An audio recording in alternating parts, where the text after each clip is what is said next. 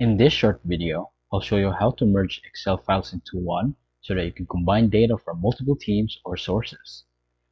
First, go ahead and press the Date tab right here at the top. Now, press Get Data at the left side and choose From File and From Folder. Unless you have one Excel file that you would like to merge, just go ahead and click this one. But instead, I'll go click this one for me. Now, what you to do is find your folder of Excel you like to merge. As for me, it's in the desktop, the Excel example right here. Now it's going to show this tab. So this tab basically shows you the file that you're trying to merge right here. Go ahead and click on Combine and Load. It's going to load for a sec, trying to evaluate the file. So give it a sec. There we go. When this tab appears, go ahead and press Sheet 1 and press OK.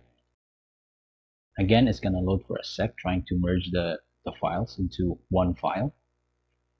As you can see here, and it's basically done. So this is the file right here, Team B and Team C for me. So yeah, there you go. Now you know how to merge Excel files into one. You can watch this playlist if you ever get stuck with this one.